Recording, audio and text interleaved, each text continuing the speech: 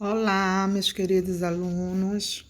Hoje nós vamos estar dando continuidade ao nosso conteúdo, como eu falei para vocês no nosso último vídeo, que nós dividimos o assunto propriedades da matéria em duas partes, E hoje nós vamos estar falando propriamente das propriedades da matéria. Então, vamos lá. Propriedades gerais da matéria. Então, nós temos as propriedades gerais da matéria e temos as propriedades específicas. Só ver se eu consigo voltar aqui para vocês visualizarem melhor. Ó, aqui, isso. Então, nós temos aqui as propriedades da matéria, elas podem ser gerais, quando são comuns a todo tipo de corpo, e específicas são aquelas que dependem do material que é composto o corpo, ok? As propriedades gerais da matéria, nós vamos ver algumas. Nós temos aqui a extensão, que é a propriedade que a matéria tem de ocupar um lugar no espaço, Ou seja, tem volume. Então, toda matéria que ocupa um lugar no espaço, ela vai apresentar volume.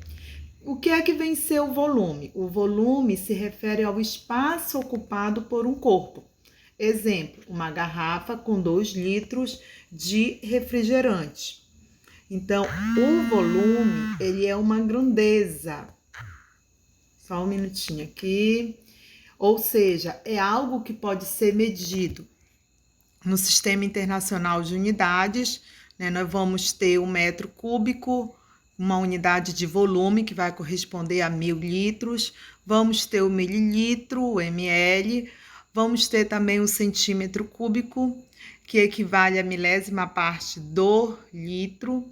E vamos ter o litro, que vale ao decímetro cúbico. Então, veja as correspondências, para vocês terem uma visão geral. Então, o volume, ele é uma grandeza física, em que ele pode ser quantificado. Aí nós vamos ter que 1 metro cúbico é igual a 1000 litros, 1 litro é igual a 1000 ml, mililitros, que vai ser igual a 1000 centímetros cúbicos, que é igual, 1 litro é igual a 1 decímetro cúbico. Então, nós temos essas unidades de medidas que definem o volume.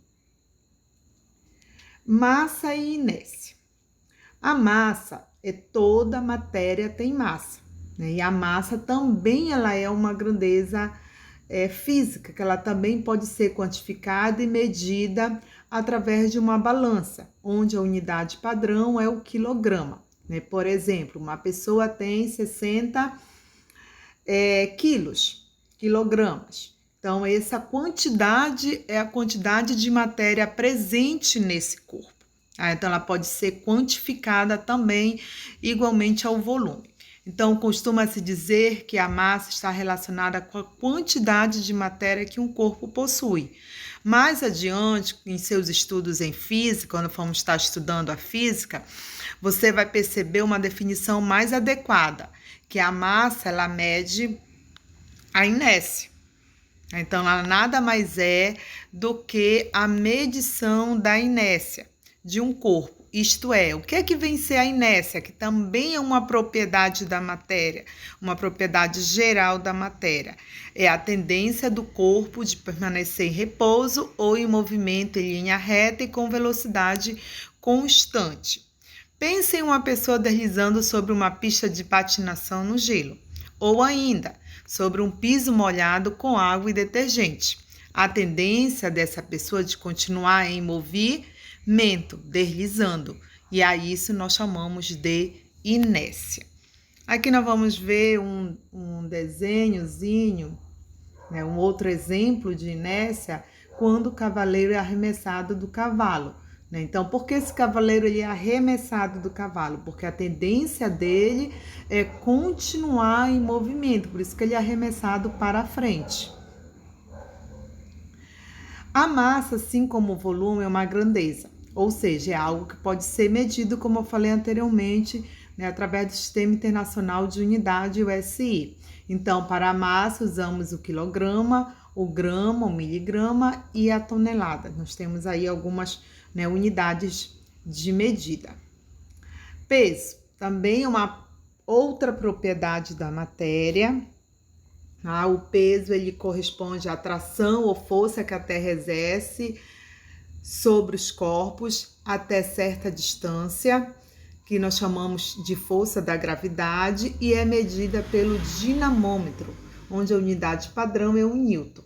Quando a gente formos estudarmos a física, nós também vamos estar conhecendo, as leis de Newton, como eu falei anteriormente. Nos nossos estudos de física, a gente vai conhecer com mais detalhes a inércia, o peso, Então, a massa, ela é diferente de peso. Às vezes nós confundimos esses conceitos. Então, o peso, ele corresponde à atração ou à força que a Terra exerce sobre os corpos na Terra, que é a força da gravidade. Por exemplo, para empurrar um barco se teve a força de 200 newton.